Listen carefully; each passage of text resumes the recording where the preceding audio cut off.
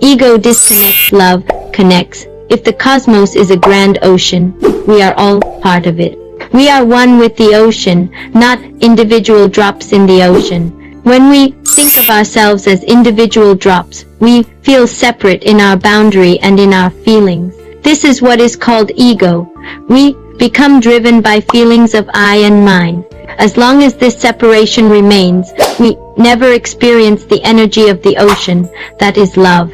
We can never experience that causeless and surging love. As long as we remain a drop in the ocean, we say no to life. We neither love nor trust. We don't feel blissful either, because bliss is possible only for those who know how to love and trust. It happens only to those who know how to feel part of the ocean. Bliss is possible only when our heart says yes, when the no completely disappears from our being. No is darkness, yes is light. No is ego, yes is egolessness. No is the way of the unconscious person. Yes is the way of the awakened one. All the conflict, all the suffering in our life is because of our saying no. No is a fight, a war with existence. Yes is love, peace with existence. Yes is deep accord with the totality of who we are, the ocean. Bliss is another name for that accord, that harmony. The way to be in bliss is to dissolve into the ocean, not to be a drop but to merge with the ocean. To be a drop is to be with ego. The ego is the root of all misery. When the ego is absent, bliss reaches us from every nook and corner of the ocean of existence, as if it were just waiting for the ego to disappear. Ego is a closed state of consciousness. All the windows and doors are closed. Life itself becomes insulated and encapsulated. Our ego surrounds us like a capsule. Our ego is like a sealed capsule. There is not even a small gap to allow anything to enter. It closes itself due to fear and shrinks into itself. That is how we create misery for ourselves. Love is being in the flow with existence, to be totally with it. Ego is like frozen ice. Love is like liquid water. Only when we are liquid do we become part of the ocean. Then we don't have any private goal or destination. Each moment is blissful, incredibly ecstatic, just going with the plan of the cosmos. The mind is part of the ego. It knows how to close, but it does not know how to open. To love means to open up, to surrender. It means opening up to existence, to the flowers, to the bees, and to the stars. How do we open to this beautiful music that fills the whole of existence? How do we open up to this celebration that goes on, and on flowers dancing in the wind, trees enjoying the wind and the stars, always in a state of bliss? Except for man, everything else seems to be in harmony. Man falls out of harmony because he has what is called consciousness, which is not present in other living creatures. Consciousness can do two things. It can create ego or it can create egolessness. If it creates ego, we live in hell. If it creates egolessness, we live in paradise. The whole world is in paradise without knowing it. When man enters paradise, he enters knowing it fully. That is the grandeur and beauty of man. That is the danger as well, because it is easier to fall into the trap of the ego and not enter into paradise than to enter paradise knowingly.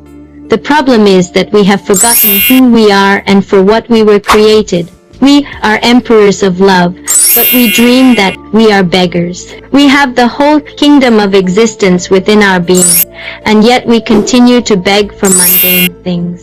We keep collecting mundane things, not knowing that we have infinite, inexhaustible treasures within our being.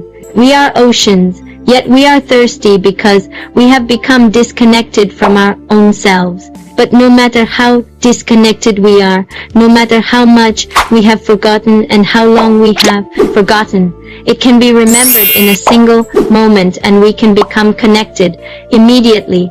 Love is the connector. Bliss arises from love. Love is the poetry that connects you back to existence. Love is the sword that slays the ego and merges you with the ocean. When the heart is full of love, your whole life is transformed, from prose to poetry, from noise to music. and from discord to harmony. It is such sheer joy to simply exist. Just to be is enough, but we need to be sensitive to feel the joy of being. We need to grow feelers. The feelers are what we call love. Love feels the joy of just being. When you grow the feelers of love, life is no longer made of independent thoughts but becomes a continuous feeling. Then the ego starts to dissolve. Once we have moved from thinking to feeling, there is only one more step, and that is from feeling to being. That is very simple. The first step is difficult, to move from thinking to feeling. The ego has trained the mind to think so much. That's why the second step comes almost automatically. There's nothing we need to do for it to happen. From feeling to being, the distance is nothing at all. It can happen at any moment. The poet can become the mystic at any moment. He is almost there. The real problem is how to get out of our thinking and get more and more into feeling. Just follow the heart. Just love more. That's all. Feel more. Enjoy more so that you can feed your heart. Watch the sunrise, sunset, clouds, rainbows, birds, flowers, animals, rocks, and people, and watch them with awareness. Look into their eyes. Existence is so multidimensional.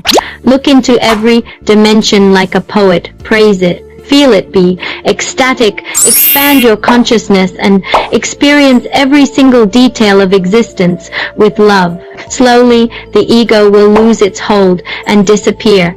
The only barrier to love is fear.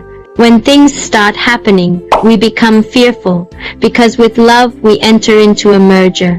This threatens the very basis of our ego.